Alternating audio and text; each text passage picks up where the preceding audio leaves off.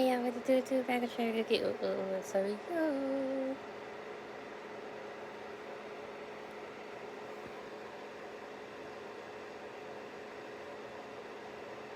I just realized something, but about what I was wearing, and if I want to wear this in the video,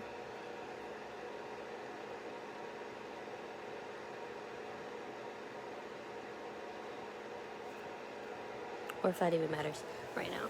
Okay. Um. Let me follow. Okay. Hey. So, I'm trying to think where I'm gonna set this up. I'll probably just grab my laptop. Hold on.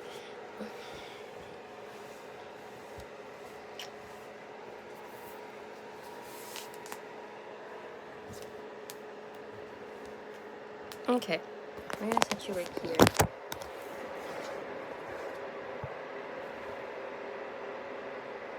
Okay. So I wanted to make a video because I don't think a short is gonna cover because my mind's like everywhere. I'm gonna start with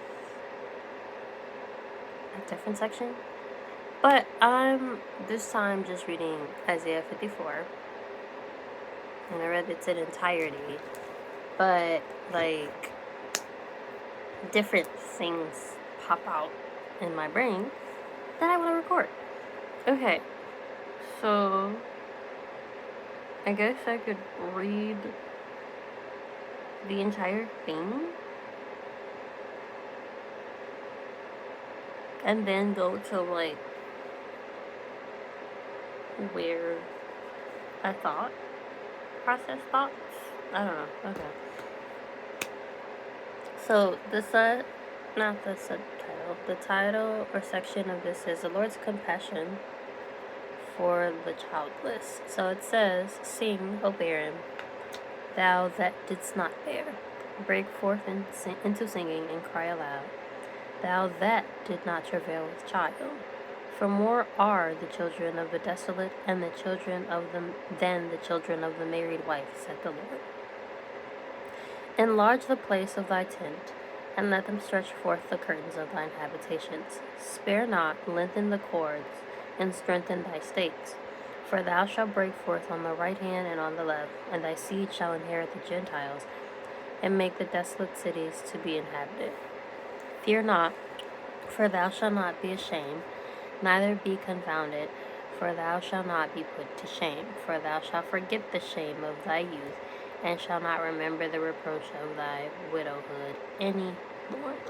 For thy Maker is thine husband, the Lord of the hosts is his name, and thy Redeemer, the Holy Spirit, the Holy One of Israel, the God of the whole earth shall he be called." The second section says, "Certain deliverance from affliction. For the Lord hath called thee as a woman forsaken and grieved in spirit, and a wife of youth, when thou was refused, saith thy God. For a small moment have I forsaken thee, but with great mercies will I gather thee. In a little wrath I hid my face from thee for a moment, but with everlasting kindness will I have mercy on thee, saith the Lord thy Redeemer.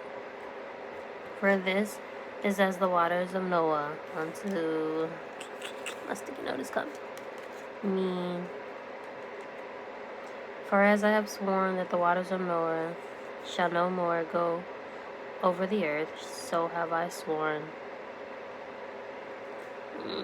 I would not be wroth with thee, nor rebuke thee. For the mountains shall depart, and hills be removed, but my kindness shall not depart from thee." That means there's a word that I'm missing. "Neither shall the covenant of my peace be removed, said the Lord, that I shall have mercy on thee," is probably what that says. My sticky note is covering the page.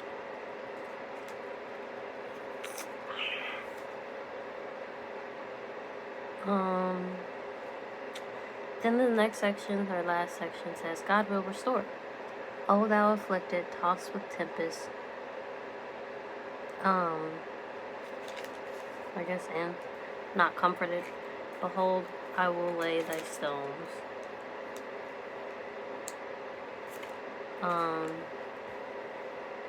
For the Lord has mercy on thee is what it says, my bad.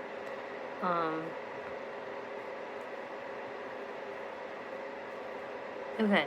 I will lay stones with the afflicted without tempest and not comforted. Behold, I will lay stones with fair colors and lay foundations with sapphires. And I will make thy windows of agates and the gates of carbuncles, and all thy borders of a pleasant stone. And all thy children shall be taught of the Lord, and great shall be the peace of thy children. In righteousness shalt thou be established. Thou shalt be far from oppression. For thou shalt not fear, and from terror, for it shall not come near thee.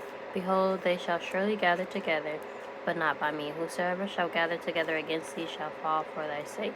Behold, I have created the smith that bloweth the coals in the fire, and that bringeth forth the instrument for his work. And I have created the waster to destroy. No weapon that is formed against thee shall prosper, and every tongue that shall rise against thee in judgment thou shalt condemn. This is the heritage of the servants of the Lord, and their righteousness is of me, saith the Lord. That is the entire section, right? So then I'm going to go back into the second section of the chapter, where I guess caught my attention first.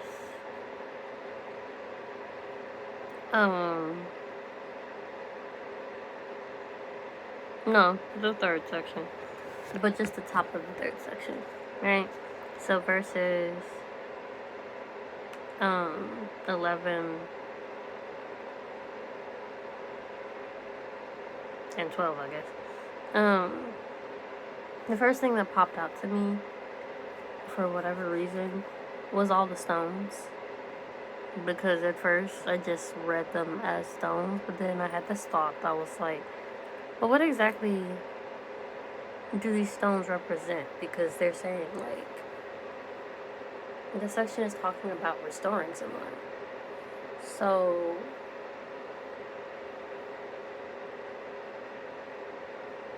what does stones have to do with, like, restoring someone, right? And I know, like, in the old times, I think stones were, like, wealthy type of things, but that, you know, the math wasn't mathing at the second. And so I had this little thought or whisper in my brain that was just like, well, what does these stones represent? Because if you think about it, each stone, like, typically has, like, a resemblance or something. So then I never knew what a gate was, so I Googled it.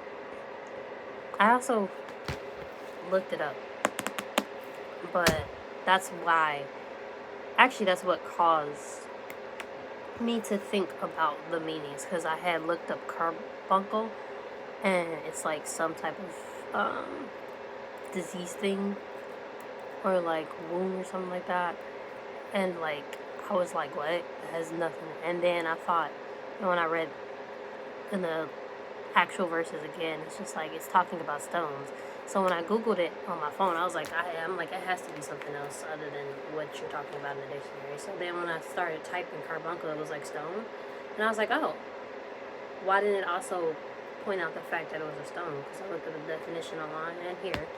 But it doesn't mention it's a stone. But it came when I started typing the word. Oh, I'm sorry. And, because of that, I was like, okay, it's a stone. So when I looked up the definitions of these stones, first of all, a gate is striped or clouded quartz. A carbuncle is basically a ruby or a red garnet. And once that was the case, I was like, okay. I know rubies are favorable in the Bible. So then I thought to look up the definition of the significance of them, which I wrote on a sticky note. So a gate, I need some water. is a stone of stability, strength, and protection. Sapphire is a stone of wisdom, also represents or symbolizes royalty, sincerity, and faithfulness.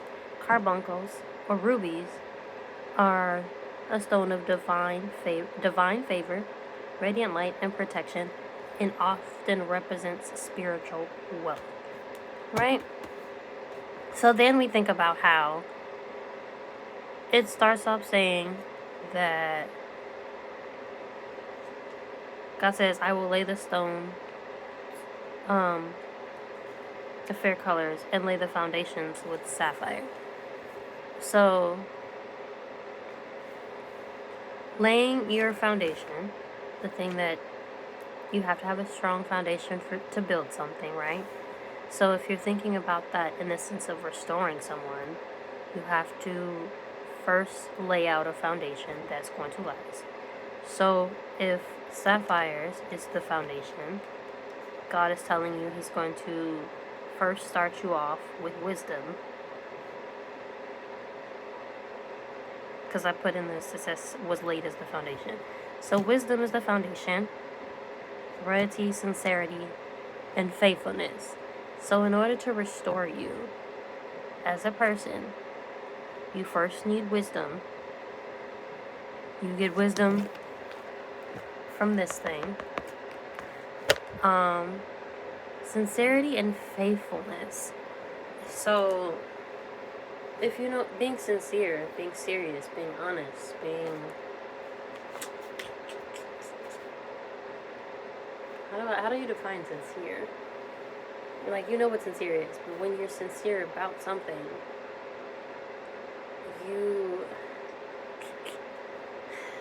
it's always in my head and I'm never knowing how to say it. But it's like something that you do wholeheartedly. Honestly. You mean it, right? You genuinely want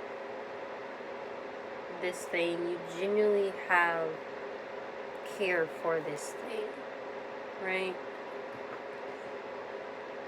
Faithfulness. Well, I think it's devoted, right?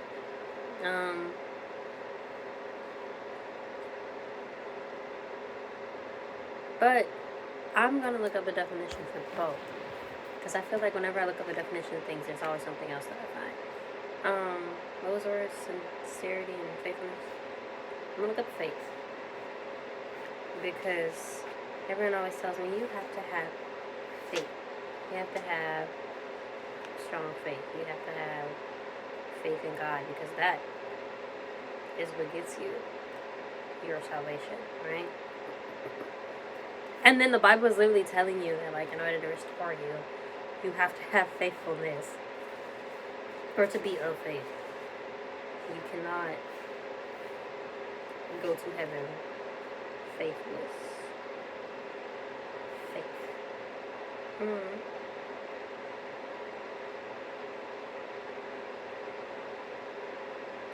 Allegiance to duty or person. Loyalty. The second definition says belief and trust in God. The third one says complete trust. The fourth one says a system of religious beliefs. Okay. So, in general, duty to duty or a person. So trust for one. And then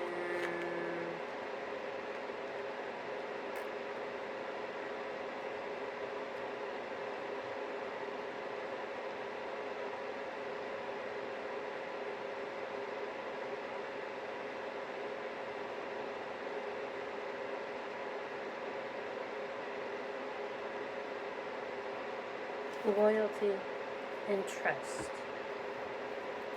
So mostly trust, because most of the definitions say trust. So if you are laying down a foundation, God is laying down this foundation to restore you. Sincerity, that's the word I'm supposed to be looking at. Wisdom the Bible, when you know of things, trust and loyalty. I think those kind of go hand in hand because, like, remaining faithful, remaining loyal to God, but ultimately having faith does mean to trust in God.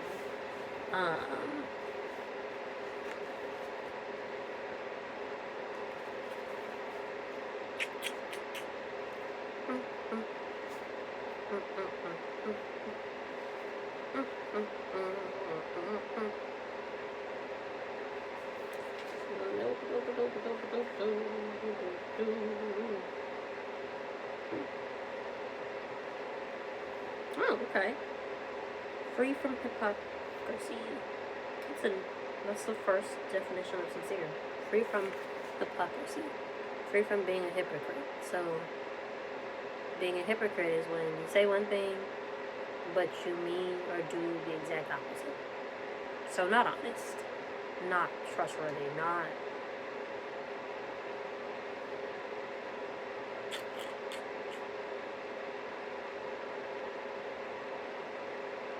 real. The second one says genuine or real. LOL. That's so funny. And then there's not another definition.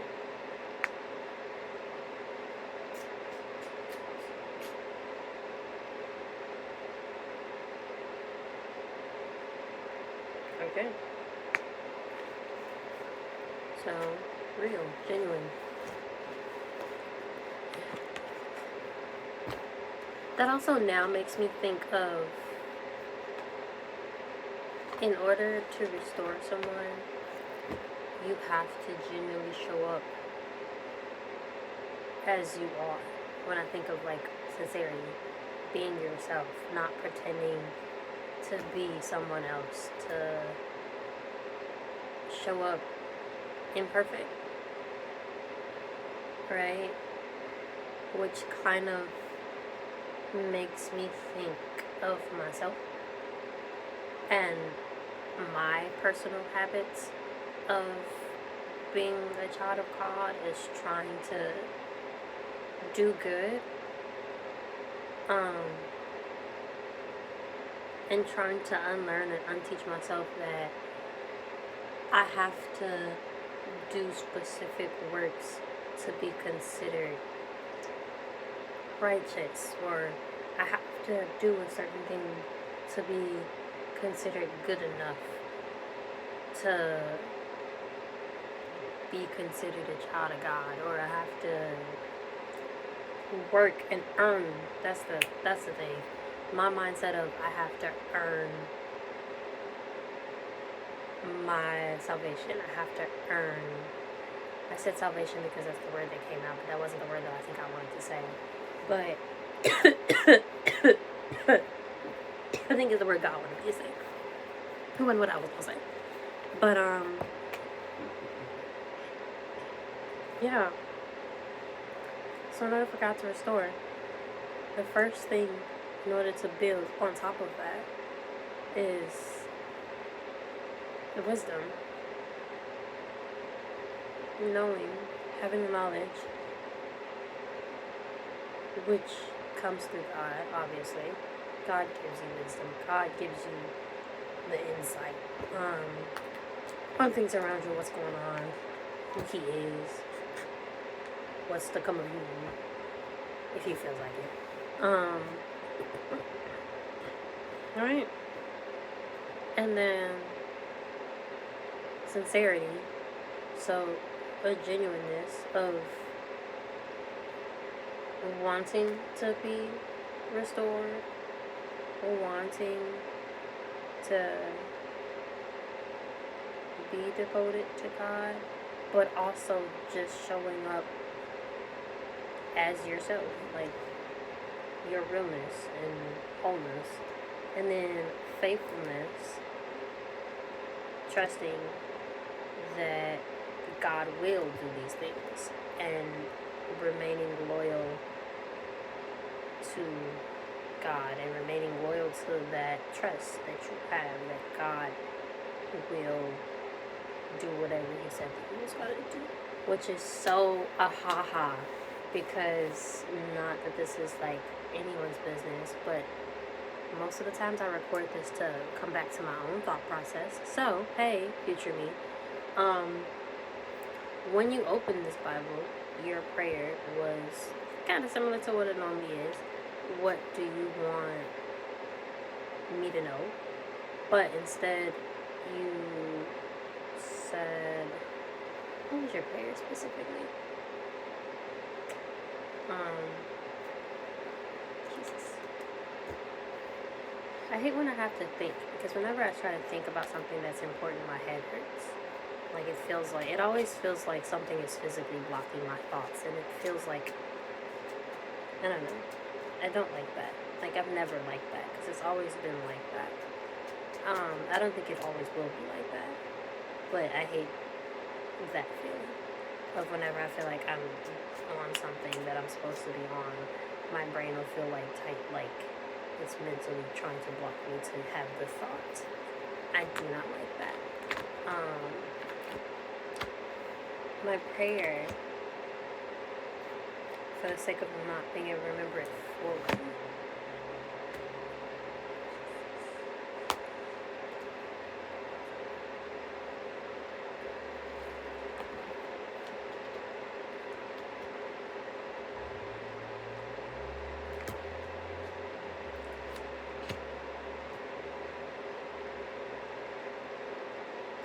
I started off by saying it has nothing to do with like the Bible, but my first like wake up prayer today was a little bit different. I told God, I said, God, I give you myself today, and because I'm reading this book, and I, for some reason, just it said it in the book, and I was like, why don't I think of these things? Like, these are so like not obvious and simple things, but obvious and simple things, and it's just like, why don't I think of these things? This should be like, duh, right? But it says, before you start your day, give it to God. Give your whole heart to like just devote it to God. And so I did that. I woke up and said, God, I give you all of me today. And then I proceeded to kind of like go in sections of like everything that's going on with me. Not everything, but the things that were coming to mind or that have been on my mind frequently recently or whatever, right? So myself, my mom, my brother, today is May 11th, so this is the 6-year anniversary of him passing away. Which I'm just trying to like push in the back of my head, but like, I give you my brother, I give you my uncle and his health, I give you my father and whatever he needs to figure out, his healing. I give you my auntie and her emotions. I give you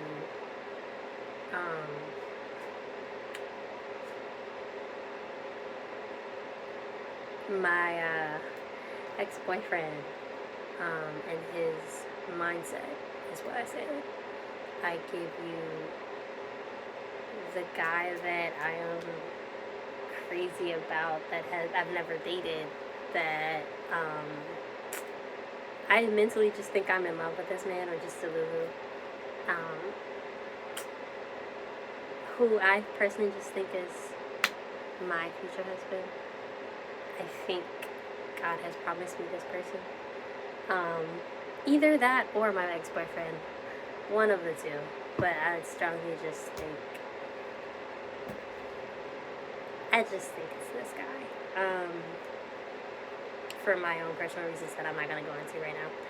But I said give over to you like his heart, because right now, like, it does not look like that is going to be the thing at all, right? So, but God works in that kind of way.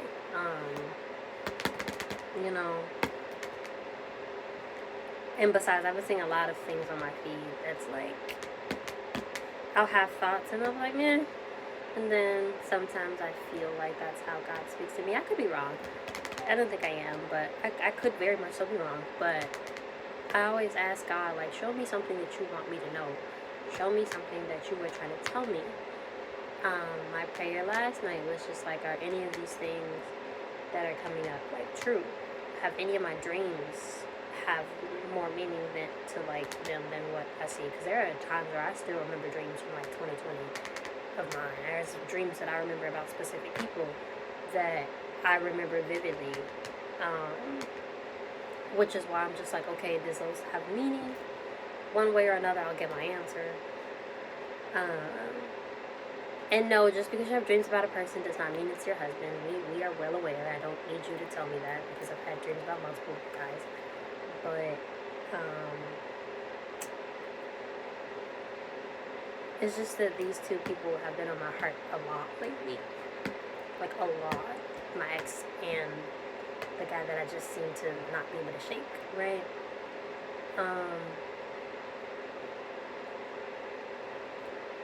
One of them I intentionally tried to shake year after year after year, and it has not worked since. And then I thought, hey, if these people are on your mind so much, you need to pray for them. If they're on your heart that much, you should probably pray for them because maybe God is putting them on your heart for a reason. So pray for them, despite whatever seasons of no contact upsetness you might be in with both of them, right?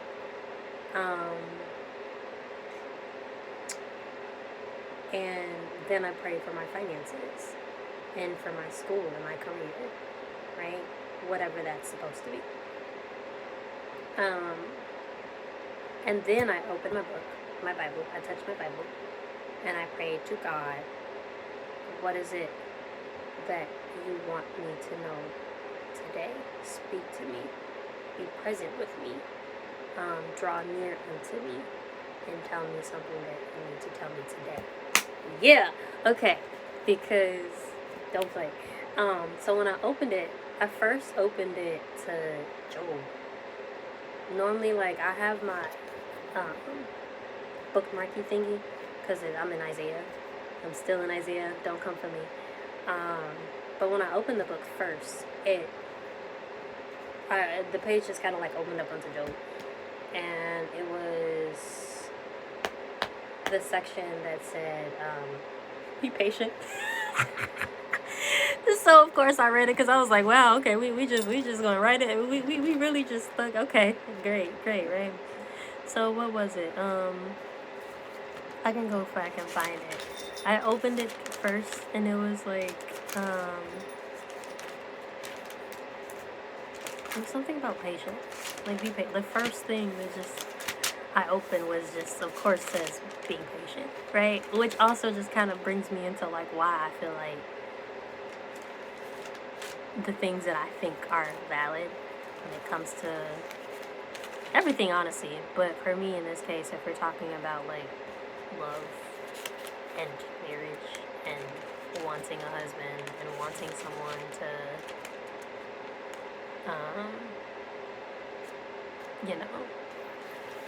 have a forever with and have a life with, and that man being someone that shares values with you.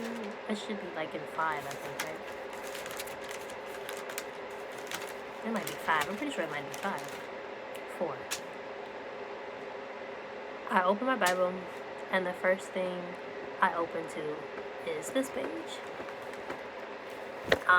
It's Job chapter 4, and the subsection literally says, Eliphaz tells Job to be patient. And so I read it. And then I also looked over and saw chapter 5, the section that says, Eliphaz, seek God's help. Right? So I read Job 4, the first section. And it kind of, the first thoughts that came up, like he's talking about like how he was like someone that or maybe not he, but it's just like he asked him like in this question form of like being able to commune with like others when they're grieving and going through things. But then like when you go through these things, like what happens? So I guess I'll read it. Then Eliphaz, the Temanite answered and said, "If we essay to commune with thee, will thou be grieved? But who can withhold himself from speaking? Behold, thou hast instructed many, and thou hast strengthened thy weak hands. Thy words have upholden him that was fallen, and thou hast strengthened the feeble knees. But now it is come upon thee, and thou faintest, it toucheth thee, and thou art troubled. Is not this thy fear, thy confidence, thy hope, and thy uprightness of thy ways?" I think what stood out to me was just like the words, when it said instructed many. So that just made me think of like, because Job was the guy of like perfect like faith. Like he didn't curse God for all the things that he was going through. Like, I mean, everything was going wrong in his life. And now that I think about it, I'm having this thought right now. Everything in my life has like just went, I'm gonna say downhill, but like everything just kind of technically went wrong. Like I lost just about like all the things that I was doing in the beginning of this year, right? And that's just a realization that I had now. And his friend tells him to be patient. Then his friend tells him to seek God's help. And I don't remember if I read this fully, but his friend basically tells him, talk to God about it.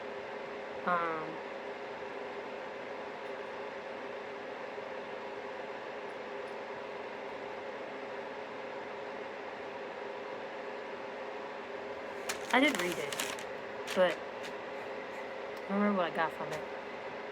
Because I always get something different every time. Like,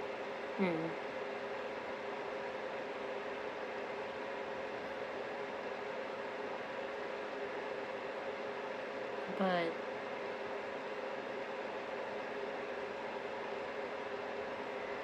I remember reading about like corn in the mouth. But then I also jumped into a psalm, but I don't remember which one. I'm not gonna lie to you. I do not remember. Somehow flipped to a psalm. Cannot remember the psalm that I did flip to.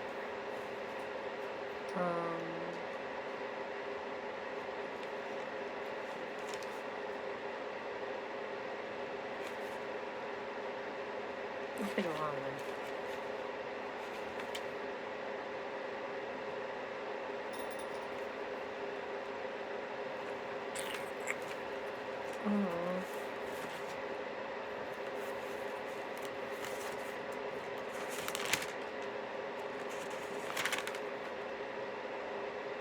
It wasn't that one. It was some type of song. Or was it a cover? And then I finally flipped. I don't remember what it was, so I don't. But then I flipped to Isaiah and read where I left off. And then the first thing that stood out to me were the stones, right? So taking note that sapphire means wisdom, right? You start off the foundation with wisdom, sincerity, being real, honest, genuine, and faithfulness, trusting and loyal. And then it goes into the windows, right? The windows are made of a gate. So the stone of stability, strength, and protection. The windows, when you have a house or a building, is what you get to see out of. It's what you look through. So when I thought about that, you lay the foundation to be restored. You lay the foundation of the wisdom, the Bible. Obviously, this is. I could be wrong with interpretation, but when it comes to wisdom, you get wisdom from God. So we're automatically reading this, right? Being faithful, sincere and faithful. Faithful is listed last. So being real, sincere, not a hypocrite, genuine, and faithfulness. Trusting and being loyal to God. You will then see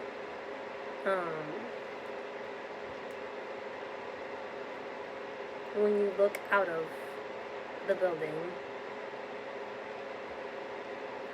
of being restored, you will see stability, you will see protection, you will see, what's the other one? Strength.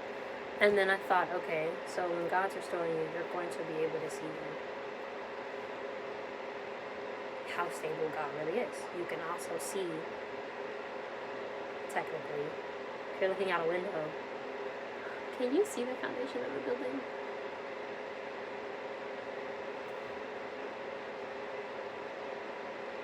Not really. But you can see what's built around it and how sturdy it is. I don't know if this makes sense, but in my thoughts right now, you may not be able to see the foundation that was built in a building, but you can still see the strength of and stability of that foundation when you're looking at it, or if you're looking inside, or if you're looking from inside it, or outside of it. You can still see how strong a building is built to last, even if you don't see the foundation. What I mean by that, you can see, like, obviously, if I have a good foundation and I'm making my house of bricks or stones, I can tell if the building is gonna collapse if, like, the stones look like they're leaning some type of way or not, or whatever, however you built this house, right? If you built this house upright, like a house would look like, or whatever, right? You did all your underground work, and then you started doing the little, like, the things that, like, houses, like, before it's fully built, like, you know, those, like, sticks and stuff like that, and how they're, like, angled and, like, triangled at the top to hold structure, and then at the bottom, like, the base is like a square typically, and then, like, going upward, and then you build around that with whatever material you chose to build around that. Typically, the people see the material that you chose to build around those type of, that structure, right? Depending on whatever it is, stone, brick, that other, like, meshy looking, not meshy, but, like, other tile looking stuff, right? May not be as sturdy, but you can see the direction that the building is supposed to be going, right? If that makes sense. In my brain, I'm cooking, like, and I don't even know, bruh. Like, it's making so much sense in my head that I don't know how to put in words that I want to put in words. But, anyway, you're going to be able to see that. And then it talks about the gates, right?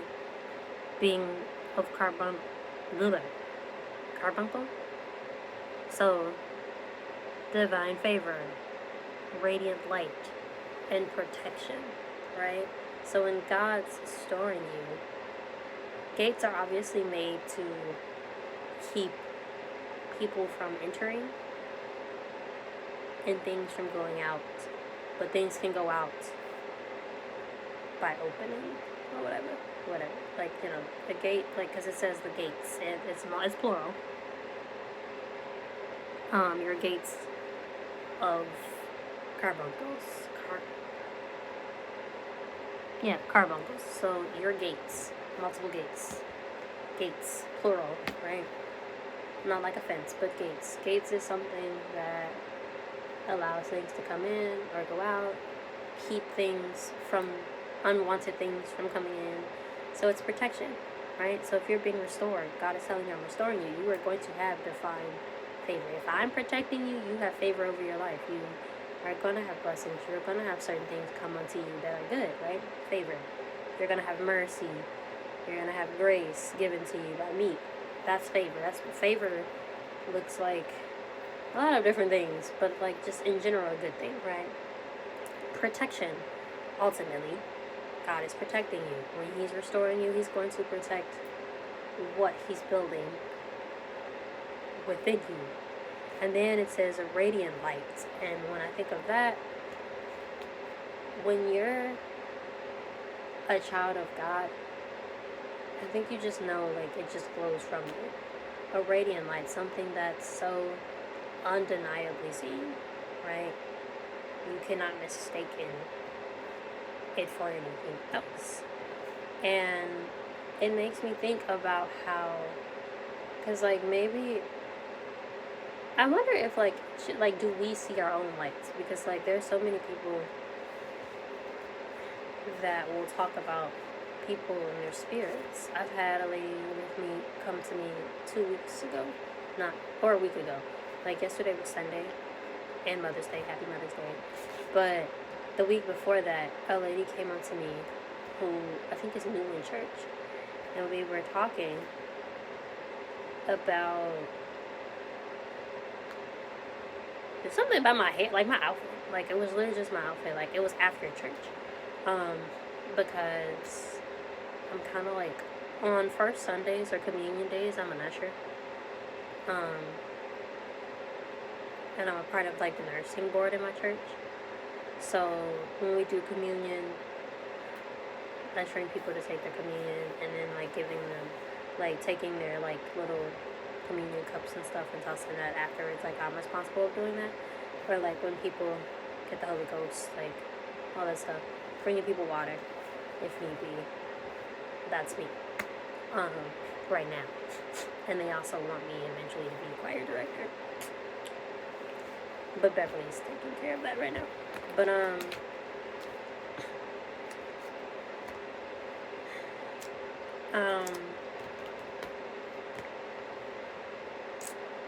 afterwards, I take my, like, white jacket off and I hang it up. And when I did that, my outfit was showing. And everybody liked my outfit, so they complimented me. But when I was getting ready to leave, she was in the back. And she was talking to me about, like, how I looked pretty. She was like, you're so beautiful.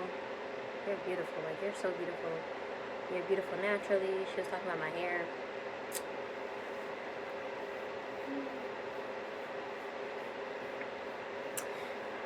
In person, it eats down. Like, see those coils? Like, it's so pretty in person. The camera be doing me bogus. But in real life, my hair looks so, like, prettishly, like, it looks curly. It looks really curly, and it's so nice looking. For sure. It looked pretty, right? And she was complimenting my hair and my outfit. And then out of nowhere, she just kind of was like, I like you. Like, you're so pretty. And she's like, and your spirit is beautiful. And she repeated it. And she just kept staring at me. She was like, your spirit is beautiful.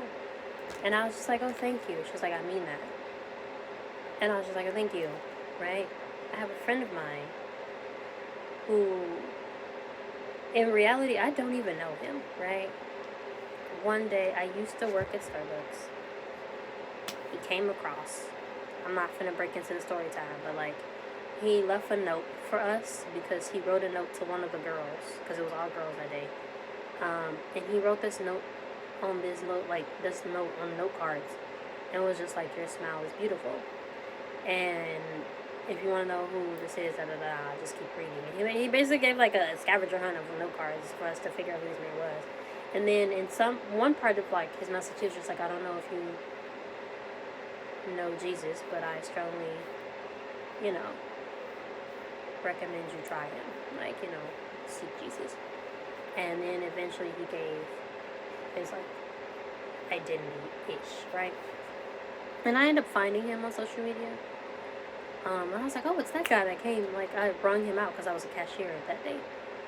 And I messaged him, thank you, because all the girls, like, we were so appreciative. We didn't know who he was talking about because he walked in, looked, and then I don't know what I was doing, but when he stared at me, he just started laughing. And I was just like, I don't know, I probably did something. But I, like, stared at him, and I was already smiling at something. Who knows? I was laughing at something. I was probably being silly, because I'd be silly on my second shift. And, or overnight. It was one of the two. I think it was overnight, because it was just in Malaysia and me. And, anyway, I rung him out, and he stared at me, and he just kind of smiled and laughed. And I didn't understand why, but he went in the back in the, like, area, and he was just writing stuff. And maybe he was laughing at me. I don't remember why, but, like, I remember, like, he just stared at me. Like, he made strong eye contact. And I was just like, maybe he just thinks I'm cute or something. Who knows? Like, I didn't think much of it. But then when he left the note card, I was just like, who was he talking about? Like, all the girls, because he had interacted with the other girl who's also just a very kind girl. So all of us were really nice to him.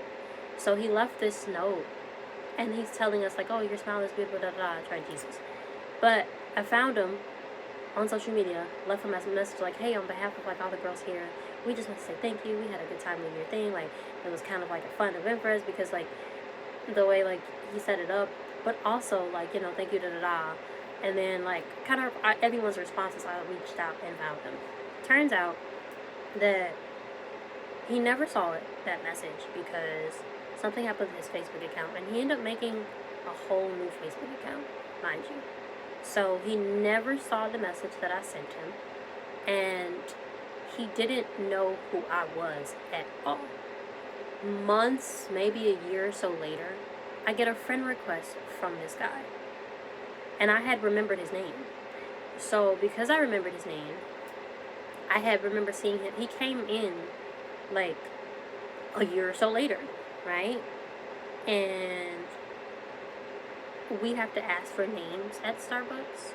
So I was at the cashier or register again, and he came to me and he ordered something, and he stared at me, but it wasn't like as intently as like last time. He looked at me, but then I was just like, hey, how are you? And then he gave me his order, something really random, and then I typed in his name because I remembered his name already. Like, I already remembered who he was, because, you know. And then I had seen him over by where I live. Well, not where I live, but like I was leaving, I think, Matt Pilates. And I remember seeing him across the street, and I was like, wow, hey, that's that guy. I remember him. He's everywhere. So he had came to the store a couple of times, right? And he sent me a friend request. Not ever reading my message, and not ever knowing who I am or knowing my name.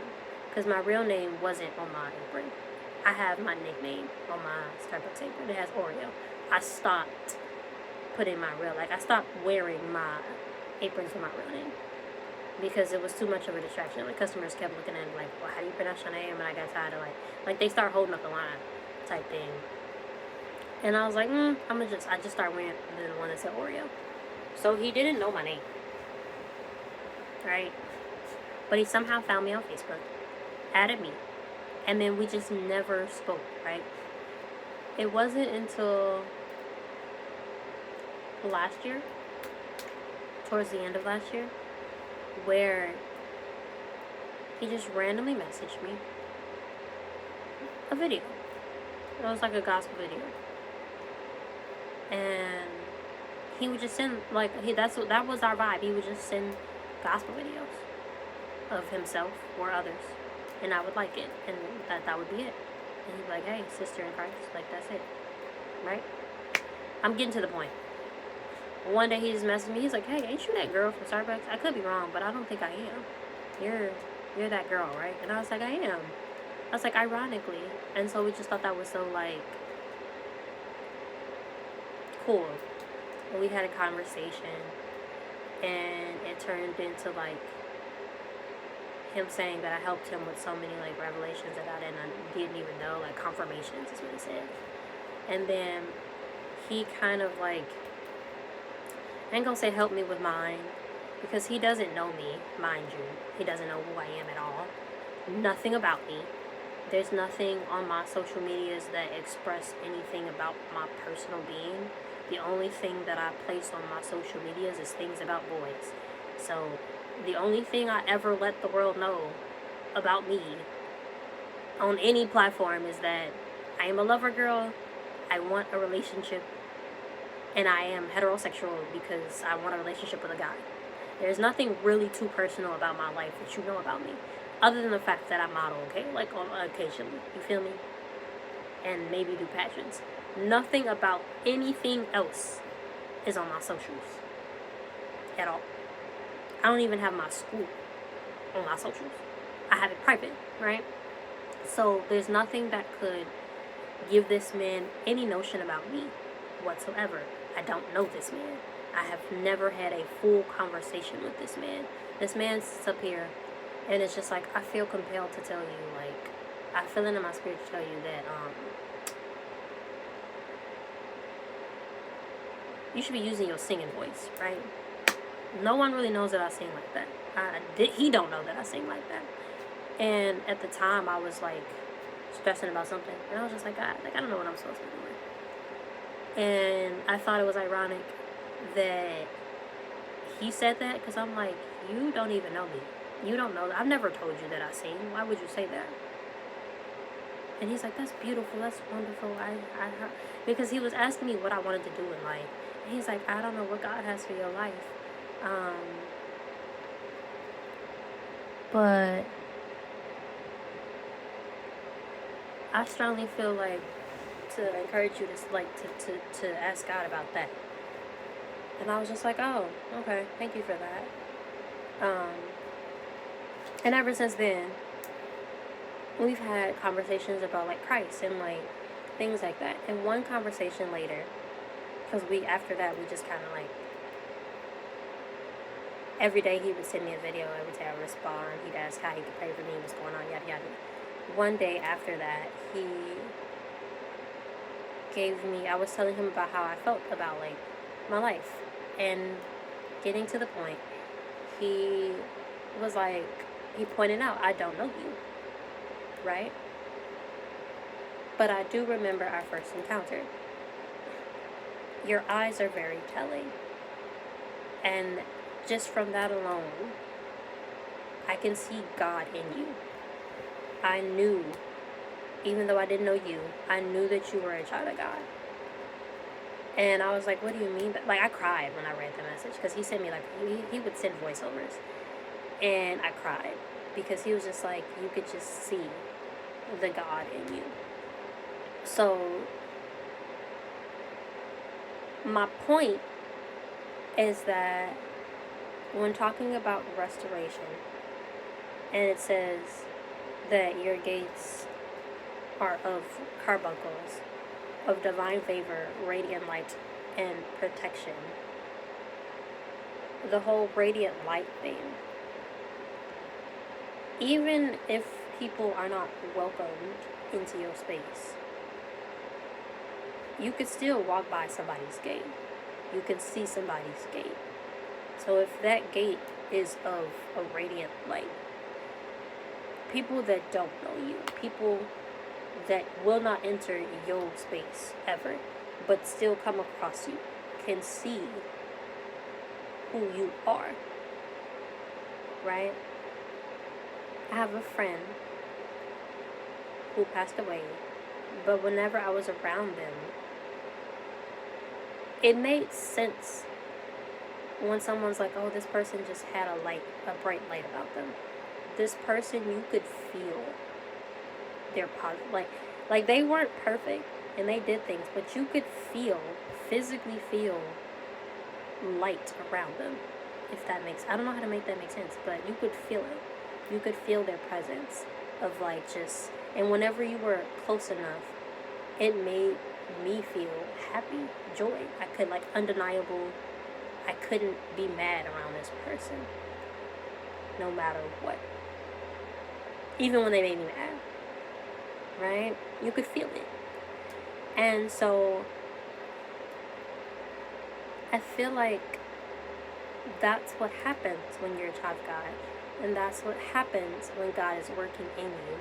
And when you stay devoted, when you stay faithful to Him, when you stay rooted in Him, and He works on you, He's going to make that known. And then it also says spiritual wealth. So, like, obviously, like, God restoring you is spiritual wealth. If you think about it, like, you are having your Maker develop the character He's called you to be, right? I just spoke so long on that section. So sorry. The digression is real. But that was the first thing I noticed, right? And then later on in that section, it's just like saying that the children shall be taught of the Lord and shall be great in peace. So even after it's your generation of people to come will even prosper because of this. Because I'll make sure it does, right? And it says, do not fear, you won't fear, and from terror it shall not come near thee. So things, you don't really have to worry. God will restore you. And the things to come, you don't have to worry about. It doesn't say, notice, it doesn't say that things are not going to happen to you. It just says that you don't have to worry about it. It's not going to come near you. Certain things won't be able to touch you when God is restoring you. The next thing that got my attention, because I didn't took too long in this one section, behold, they shall surely gather together, but not by me.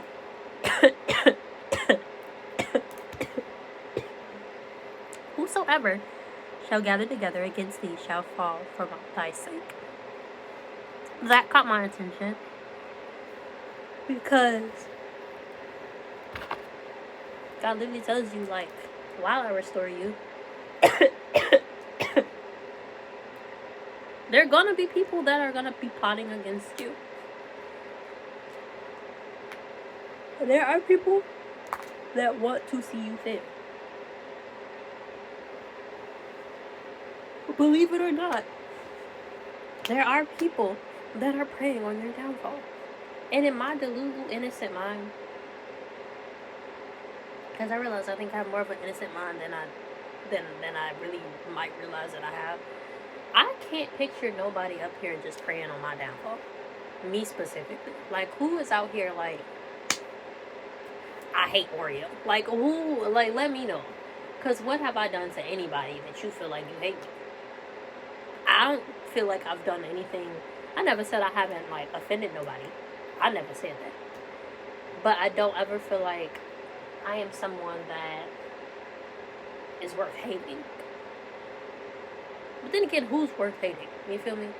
The devil. But still, other than that, like who just wakes up and willingly, deliberately chooses to do bad on purpose? Like, wants to do it. Like, who does that? And I can't think of someone. Like, I can't fathom that thought. Like, that does not make sense to me. And it's like, you know it's real because the Bible says that Satan is a thing. The devil's a thing. Like, so it does exist. But I just can't grasp my brain around that. Like, who really just, like, as a human, though, like a human person, who just wakes up and is like, yeah. That's not like a psychopath or something. Like, that's in their brain. Like, they wired to do that, unfortunately, right? But who, anyone with a conscious mind just wakes up and is like, I want bad things to happen to people on purpose. Like, what? That does not make sense to me. And then on top of that, who out here just looks at me and is thinking about me like, oh, I hate this girl. I hope everything... Like, I've had an ex-friend tell me that they wished a bad life on me. And that shook me. That it came... Like, I was surprised that came out their mouth. And I was like, I would never say that to somebody. I wouldn't even say that to an enemy. And I don't think I have enemies. I have people that I would distance myself from. I have people that I will love from afar. I have people that did something that I did not like. And I don't want to be around them because of that. Is that fair? Who knows? Hopefully God will work on it. But like, to sit up here and be like, I hate them and I want them to fail. Who is out here thinking that of me? And on top of that, multiple. And on top of that, them gathering together like, yeah, we don't like Oreo. So much that we want to do things to make her life a living hell. But here it is saying, hey, while I'm restoring you, there are going to be, it's going to be, this is a thing. Like, it's going to be a thing, and it's going to happen. But guess what?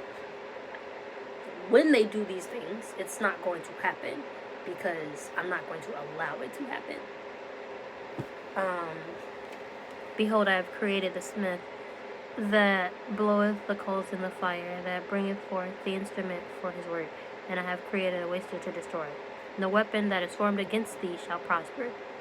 Every tongue that shall rise against thee in judgment thou shalt condemn. This is the heritage of servants of the Lord, and their righteousness is of me, said the Lord. So I read 16 kind of like breezed through, but 17 together, like 15 through 17 is just saying, it's telling you that they shall surely gather. So it is a thing that people will gather to go against you. You are going to have problems. You are going to have conflict while God is restoring you. It's telling you it's going to happen. Even when it says no weapon that is formed against thee. So whatever tactics used to make you have problems, to make you not be close to God, to make you not be as successful as you could be in your walk with God, that's done on purpose. None of this is going to prosper. None of it's going to be successful. And then it says, and every tongue that is italicized, shall rise against thee. So every tongue that, it kind of like, when something is italicized, it's something that you want to take note of because it's important. It's emphasized. It is being emphasized. That is the word that's being emphasized, right? A statement that's telling you that it's going to happen. So people are going to speak. They're going to speak against you in judgment. Thou shalt condemn. So people are going to talk bad about you. People are going to wish bad on you. People are going to do these things. Whether you like it or not, whether you are like me and feel like, I just can't see somebody like doing that. Because what did I do? Right? But then again, Jesus was perfect. And they killed him. Intentionally. What did he do? So you can't fathom that people just will like you for no reason, even though you think, oh, but I'm nice, I'm caring, I try to be loving, I try to do these things the right way, and you don't like me? I mean, look at my ex. I miss you, but like, you didn't treat me right. You didn't treat me nice at all. And now you don't like me, right? For the fact that I was trying to hold you accountable. Hey, this is not something that you're doing that's right by me. And I don't like that. And I'm coming to you to express that I don't like that because I need you to understand that this is something that I don't like. And if you want to continue this relationship, if you want this relationship, then this is something that you should by yourself kind of care to change.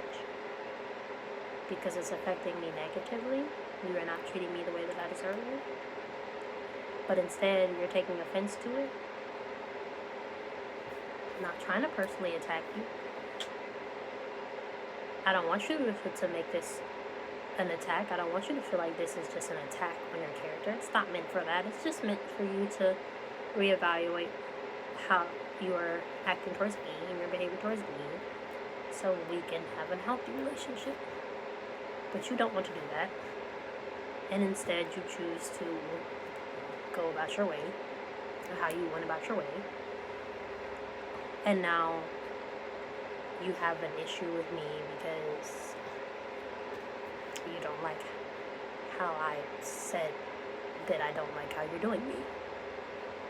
You're upset by my words about your actions, but not taking accountability of your actions, but you have made my words your justification of why you just don't like me. You have a problem with me. But he's not. I don't think he's an enemy. I think this is a temporary. This might just be temporary. Like, he might have an issue now. But there are people that dead serious don't like me. Like, for real. And are speaking against me, right? Somewhere. And I know it's possible. I can think of one individual off the bat that I had a conversation with, an old friend of mine, who told me, like, hey, this person spoke this about you. And I was like, really? They said that? That's crazy. So it's possible. But enough to be my enemy? To speak bad things upon my life? But then God says it's okay. It's not going to happen. They are going to do it. It is going to be against you in judgment. But you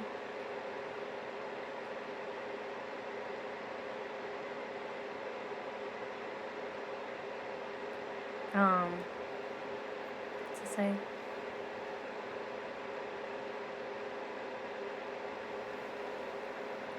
Could disapprove of that.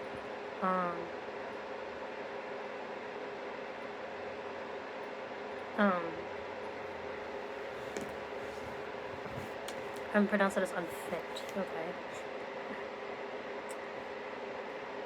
And then I thought of the last sentence in the 17th verse, which is the last sentence of the chapter. It just says, "This is the heritage of the servants of the Lord, and their righteousness is of me, saith the Lord." So this is what happens when you are being restored by God. This is what happens when you are a child of God. You are given favor. You are given protection. You are going to have wisdom as long as you remain planted in where you're supposed to be. You will see how strong your God is. And this is what you get from being a child of God, right? And then the other part of that sentence is, the righteousness is of me. So again, from what I said earlier, you're not righteous through your works. You're righteous through God.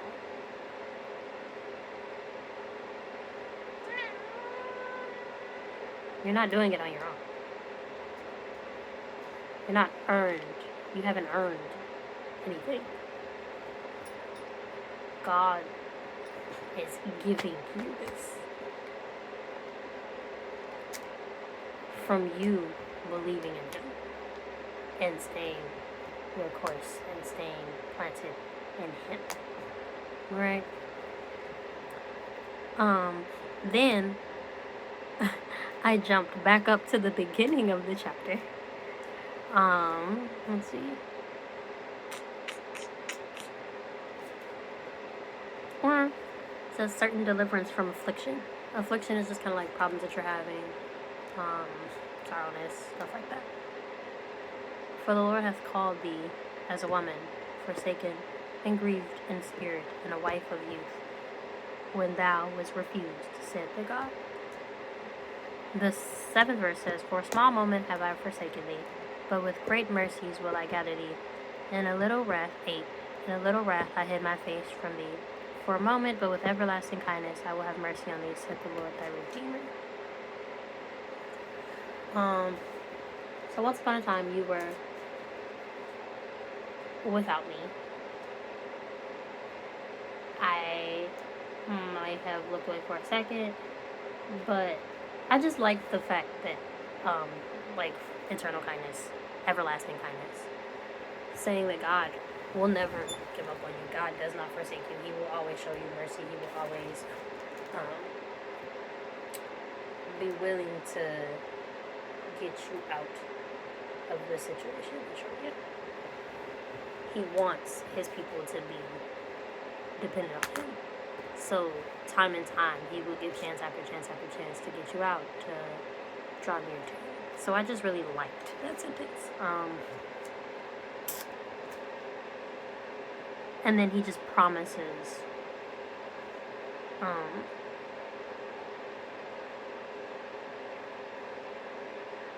that he won't rebuke you. He makes a promise. And it's just like he'll remember that he promised that he's not going to abandon you. Right? So you can't get away from God. He will always be with you. He makes that promise. For the mountain shall depart and it was removed, but my kindness shall never depart from you. So you always have God's peace. I liked that sentence, so I guess that's that. But then we jump back up to the very, very, very first section.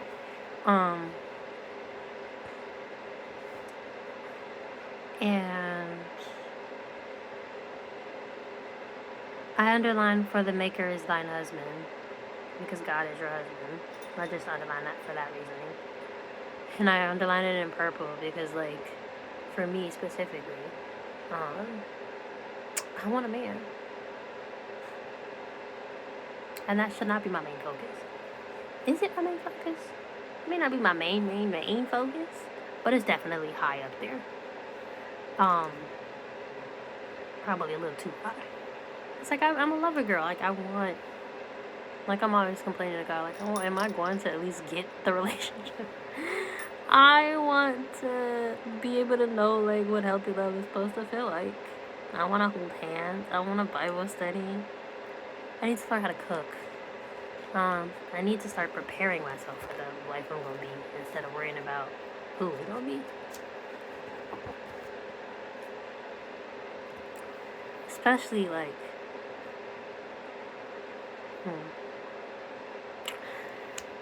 I'm starting to get in my, like, healthy habits, though. I gotta start getting into fitness. I'm kind of into it, but, like, you know, I'm scared to go to the gym, though. You could be a gym rat. That's fun, babe. But no, the part that really got to me, that I guess I'm gonna stop, I might end with this one. The 2nd verse says, "Enlarge the place of thy tent, and let them stretch forth the curtains of thine habitation. Spare not, lengthen thy cords, and strengthen thy stakes." So the first verse, it says, it's talking to the women that have not bare children. It tells them to sing. Even though, like, you know, there are people that don't have child, because there are more people, it says there are more, for more are the children of the desolate than the children of the married wife. So there are people that don't have, you know, anything. When something's desolate, it's alone, it's empty, it's isolated, right? Versus the ones that are. So it's more, oh, I think my nose is gonna run. I had tissue. I'm pretty sure my nose is gonna run.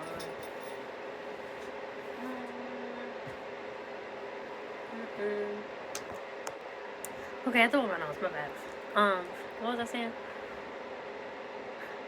Oh, okay, when you're desolate, or, like, isolated, alone, nothing really around you, having nothing, versus I guess having something. Oh, excuse me.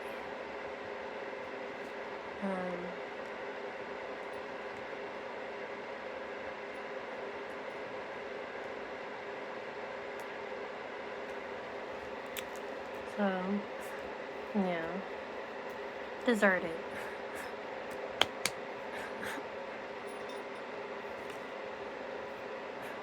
So it's talking to women in this section or whatever. Supposedly. Ones that don't have children. And says the Lord's compassion for the childless. Sing, or like I guess like worship in a way. Sing. For the ones that don't have children, sing. Break forth into singing and cry aloud. Thou did not travail with child. For more are the children of the desolate than the ones with Mary. So when I first read it, it made me think of how like just because you don't have something that's deemed as like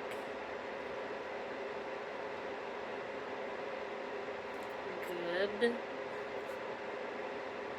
doesn't make you not less of a person, but it doesn't mean that like you can't do certain things too, right?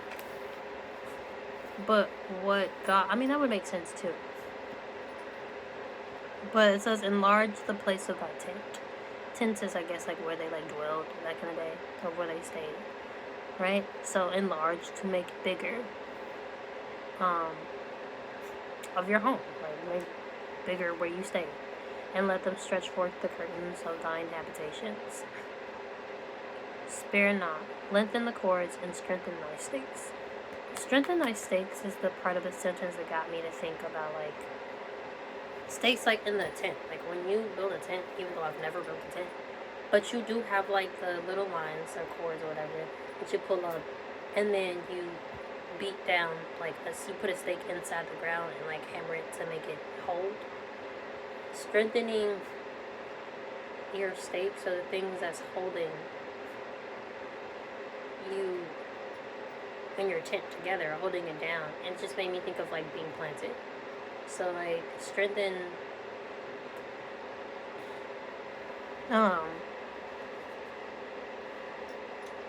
your like where you're planted, your roots. Strengthen yourself where you are with God, obviously. And then, you know, open up, I guess, your home.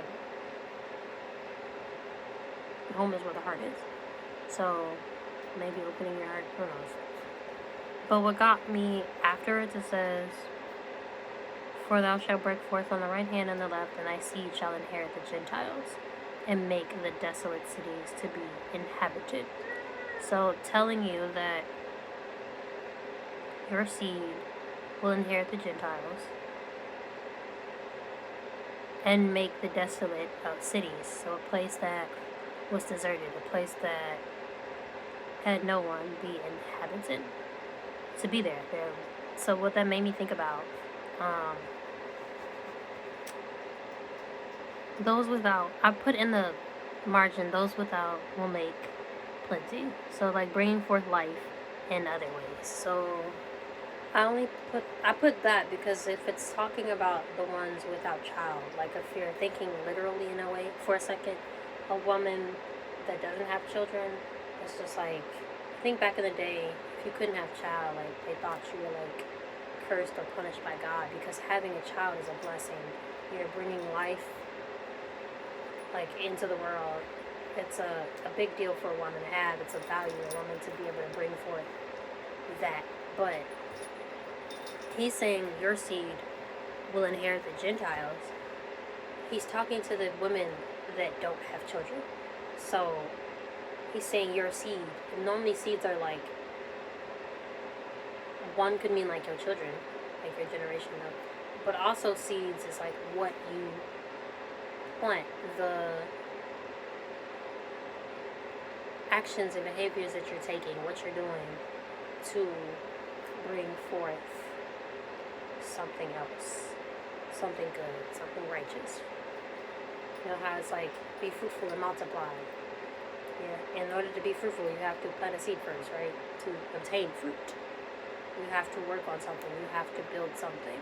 And if the previous line or verse was saying, strengthen your stakes, and strengthen what has you planted, strengthen what's keeping you grounded,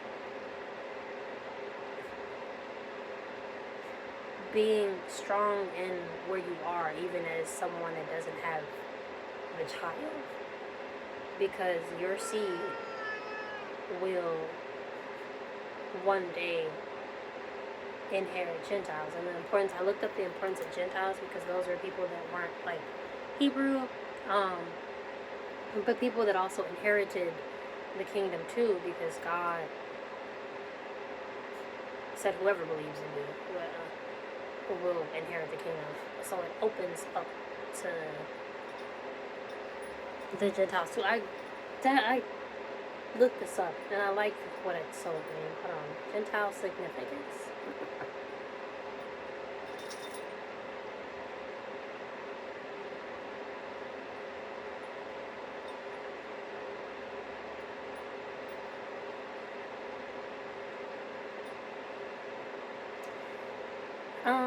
Importance in both Old and New Testaments as they represent the broader world outside the covenant nation of Israel. Biblically, their inclusion marks the expansion of salvation beyond one nation to all people. That's not what it said at first. It's not. That is not what it said at first. The nation of the world highlighting God's focus, shifting from a focus on Israel to a global mission. Well, when I first read something, when I Googled it, that's not what it said at first. I hate when I Google one thing and then I Google it again, it gives me a completely different answer. Oh, it's because it's the AI overview. Like, whatever. Okay. I don't like that. That's whatever. It had said something about, like, something about God's, like, goal of making things global, like, complete, or, like, finishing something, or, like, anyway, it'll come back. The point of, the significance of you being without this one thing, but still being able, based off what you do, can inherit the Gentiles, or people that are not of your kind, that still will receive the kingdom, and make the desolate cities to be inhabited. So make places that were once abandoned, deserted, not tended to, be a place where people will live. What that tells me is that even though you don't have this particular thing, you're still one useful. So, make use of what you have. Be open to expanding what you have and being firm in the foundation that you already have and where you are. Because once you strengthen that, you can reach out to people. There are people that can come to you. The people without. Because what will I put? My thought was the people without will make plenty. You can still bring forth life, even if it's not physical life, is where I think my mind went. Because if you're bringing desolate cities to have inhabitants, that's a big deal. You are ultimately bringing forth God's people. You are, because isn't the point of being a disciple to bring home God's people? To gather his people? So if you inherit the Gentiles, or the strangers, people that were strangers to God at some point, ultimately people that don't know God, You're inheriting that. You are the one that are going to be responsible and to have all these people to fill the space that was once not here. People that once didn't live there. Something that was left alone, untended to. So in a spiritual realm, if you're someone without, and you're so focused on something that you don't have, you can still be useful in other ways and not just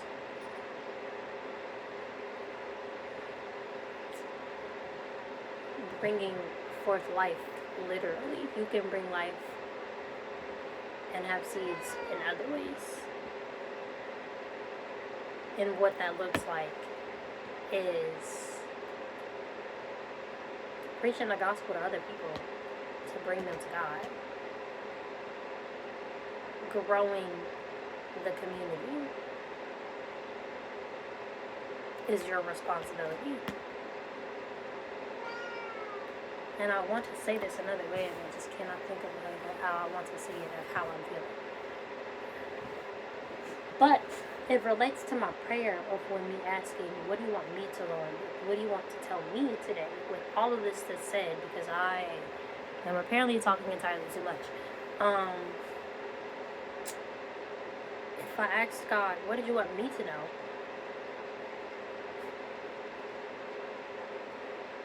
I don't have a child. So I'm technically childless. But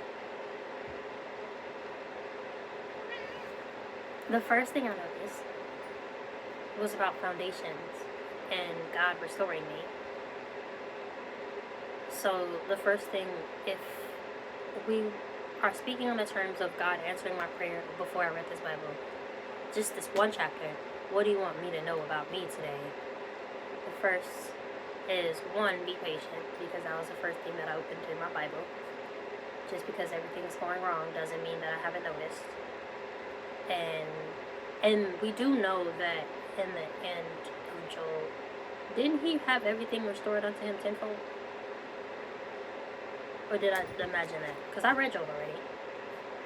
You know, Mr. Perfect, but you know.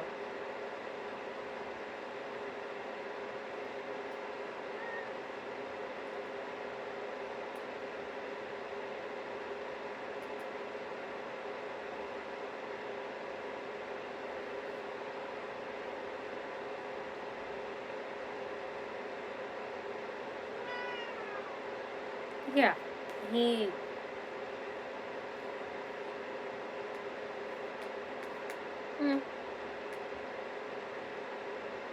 oh, he lost everything in a day. That's crazy. So, like, he had everything taken from him all at once, back to back. I looked up, not 10, the Google thing said twofold. But,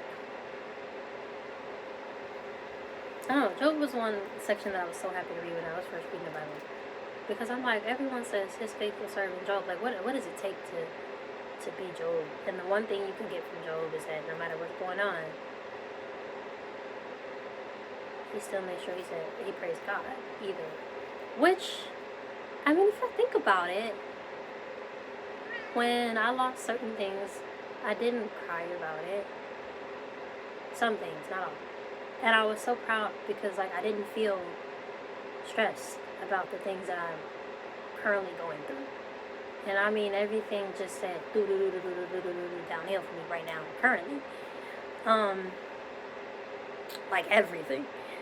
And my response, I guess I should be proud, because I feel like I'm really hard on myself and I don't give myself credit when credit's due, and I get tired of people telling me that.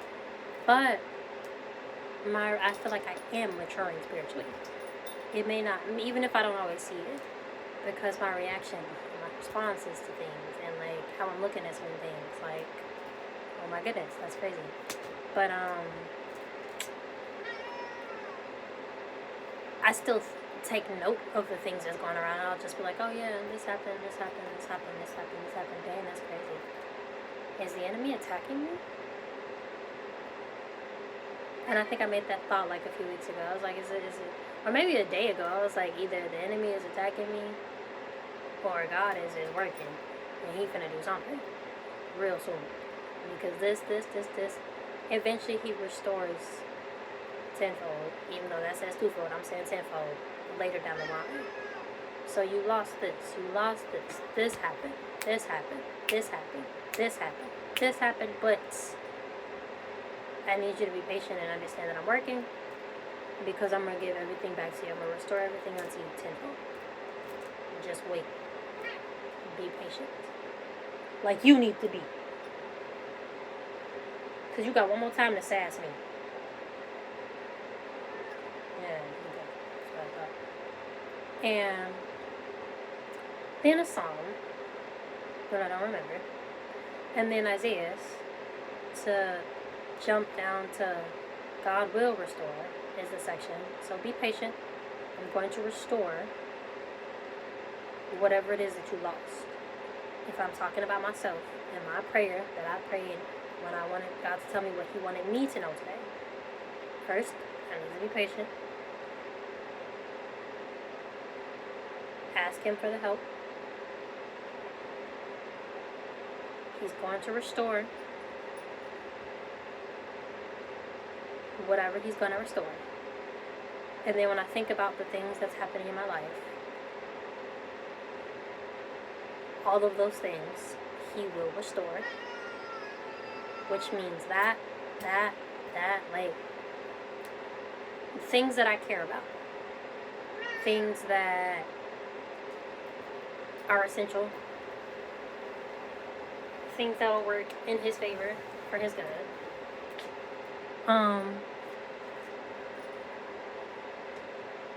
He will restore me as a person. He'll fix me in a way that will be of wisdom. He's going to make me wise. He will make me strong.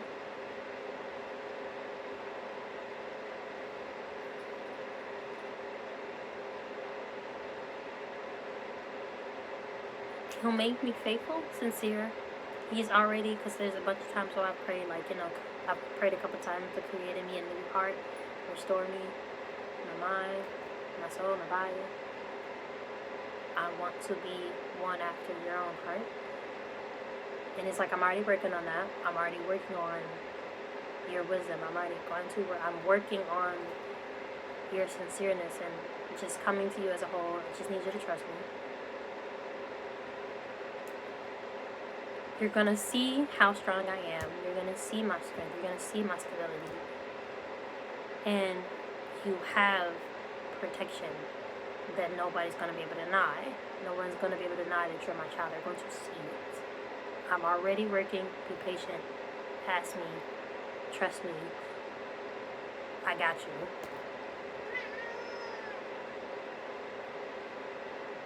There are going to be people that come after you. It's going to happen. There are people that are going to be speaking bad against you. It's going to happen. But it doesn't matter, because they're not going to prosper. The things that are said against you will not prosper, because you are already my child. This is what happens when you're my child, because righteousness is of me. It's not you. It's of me. For a little moment, I may not have been with you when you do things that I don't like, and I have to move away. But the section says certain deliverance from affliction. So all these problems, when you're going through certain things, I'm not with you for that little moment, but never again. I'm not leaving you. I'm going to be by your side. I'm not going anywhere. You will forever have my mercy. You will forever have my kindness. It's not departing from you. You will have my peace. You will experience my peace.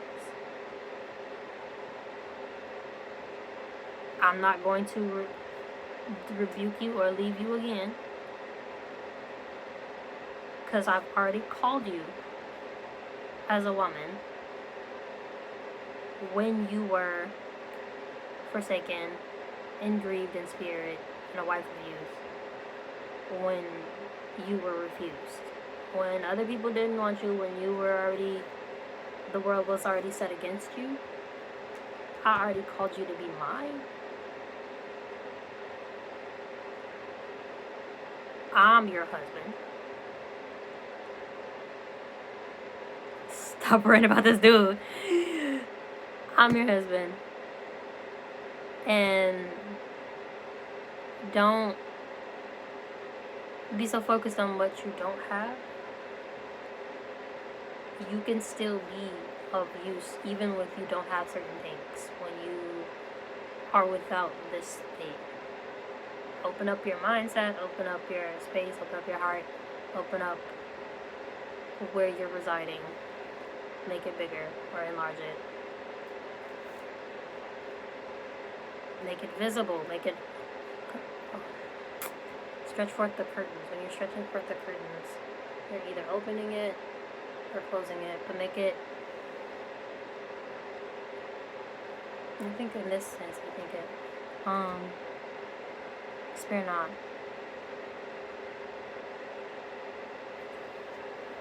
Fighting, enlarge, make your tent bigger. Lengthen the cords. You're making this tent larger. Open your space, make it larger. And strengthen where you are.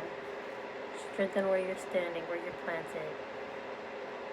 Because you're going to be my disciple. That's not what I wanted to say, but that's just what came out of my mouth. But what I wanted to say was, you're going to bring forth people. You're going to bring forth my people. You're going to save people. You're going to, that's not what I wanted to say. Think it. You're going to be responsible for bringing in people, for bringing in my community.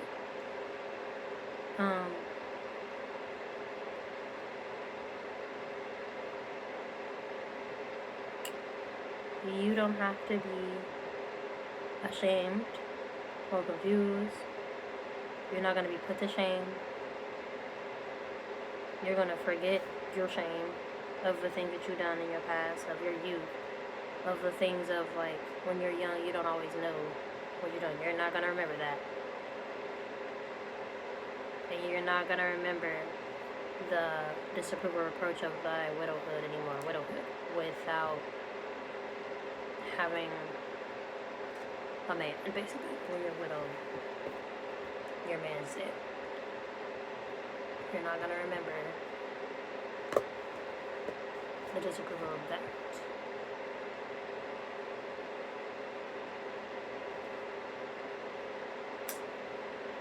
So if I were to take away from this,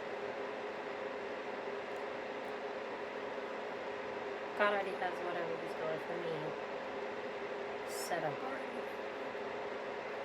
Which is why I underline on 16. It's like, behold, I have created the smith that bloweth the coals in the fire and bring forth an instrument of his works. I have created the master. I was like, God already has a plan for your restoration. That's what I put in that little subsection. God already has a way of how He's going to restore you. Be patient. He has compassion on your situation. He'll get you out of certain problems that you're going through. He's going to restore you as a whole. But then going back on a larger scale, and not just me,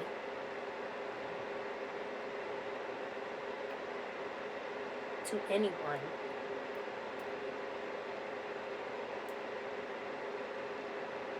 there are always multiple ways that you can serve for the kingdom. There are multiple ways that you can be of good stewardship. There are multiple ways that you can devote yourself to God.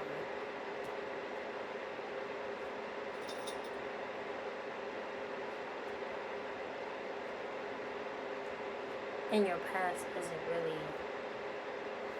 something that I would say matters. It's the past, something that's not being held over your head and taken account for you to be successful. For whatever mistakes you've done in your past, whatever problems that you're facing, whatever thing that has you on a stronghold, or in bondage that you just can't seem to shake for whatever reason. God can get you out of it. And once He gets you out of it, for the specific things that He's getting you out of, He can work on you and will work on you. Not can, will. It says God will restore. So it's already in the motions, like He's already set that aside to do. So you don't have to worry about it. And for the people that's going to come at you to try to keep that from happening, it doesn't matter. Because He's already taken care of it. And He's already stated you're not going to fail. There's no place for failure. You're not going to fail. Because I'm not going to make you, I'm not going to allow it. Because you're my child. You are my inheritance. You are my descendant.